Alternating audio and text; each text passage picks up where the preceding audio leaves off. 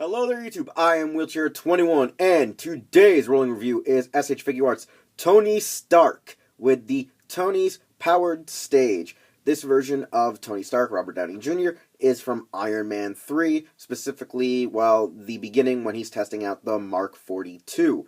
Now, the interesting piece about this figure art is, as you can see, it does come with parts of the Mark 42, not all the parts to put on him or swap out, just because, hey, they don't want to give you a free figure on top of getting a regular figure in general.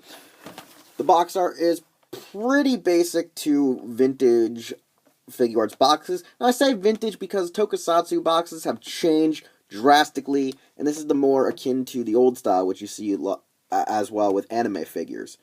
But honestly, I gotta say, it's pretty cool. I like the blue, I like the black, and I like the white. Really great. Now let's get into the interior. First off, let's get this out of the way. The second piece of the box is the powered stage, which Tony usually stands upon to get his marks put onto him when he's at his house. Now the interesting thing about this is it's actually a thick layered piece using 3 parts for the exterior base and the main circular disc area, which is pretty much an inch thick, as you can see in this plastic. The main piece, which is Tony himself, comes with, 4 arms to the Mark 42, legs to the Mark 42, an additional hand, and 2 pairs of regular hands for himself in his undersuit. And pretty much that's all you get. However, I do believe this is the first time Robert Downey Jr.'s head has been released as a Figuarts accessory. Now, I could be wrong, but I do believe this is a first for Robert Downey Jr. Now, once getting the figure out of its package, SHF Tony Stark is a wonderfully sculpted figure. Due to the fact that the texture on his shirt actually feels like the actual material and would feel like the actual shirt on set that he wore, or the type of material or type of shirt that one could easily buy and just customize to use for a cosplay. It's great. I like that aspect, that it actually has like a weird scaly texture to the actual shirt. His head sculpt is amazing. I think this is the first time, like I said, that Robert Downey Jr.'s head's been used in the entire Figuarts line for any of the Marvel characters, whether it just be the Iron Man movies releases or the Avengers releases. So I'm really glad that, we finally have one that can possibly be swapped with the other marks that we've had released. But the overall figure has some severe issues with it. Now, its points of articulation are pretty good when it comes to being able to smoothly move and glide and just overall, be posed. However, the hips and thighs right in here are a very weird build. It's very simple to old school Figuarts, as in you can't really go up too far, and you got a lot of wide bearing hips and a bit of a rotation on them. The abdomen does get off kilt with the actual waist, and sometimes how it's molded for his pants, it is a weird rubbery plastic, so it will push out and push against it, making it hard to bend and fold, making him do like ab crunches. The overall knees and elbows look like the anime joints, but also could be confused with Figma joints. The reason I state that is loosely because the legs and arms you have to rotate off to reveal pegs to switch out with the other parts.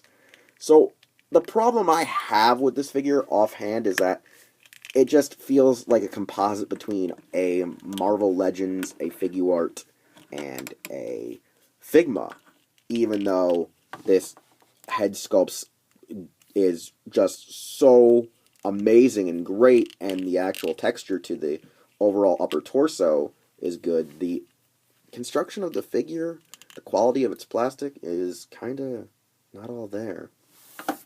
Now, the actual stage is pretty nice. It holds together quite well. There are a few issues, like the pegs on the bottom do push back because they're just pressure friction joints, so they do tend to pop and fall apart, and this piece overhangs and pops on top. Now, There is a lot of Photoshop magic used on this to make it look like it lights up and glows.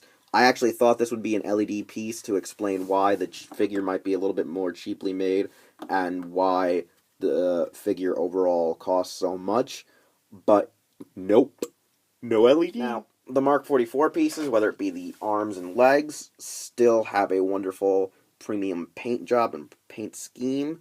Really captures what the original Figuart was, so I can't really knock these pieces.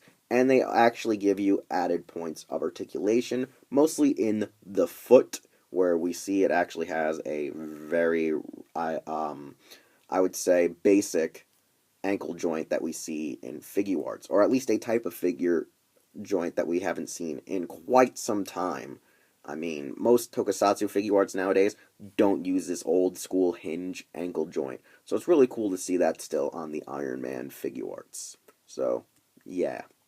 It's evaluation time, and for my final evaluation, S.H. Figuarts, Tony Stark, is actually a Figuart no one should really get. Now, the texture, the mold, the sculpt is incredible when it comes to the actual shirt, when it comes to Robert Downey Jr.'s likeness. But the figure itself feels like it was really a Figma having sex with a Marvel Legends. It really feels like it's a low-quality Figma and Figuart at the same time, because it just has a real Marvel Legends-like feel to it. It feels quite light. It feels slightly hollow in areas.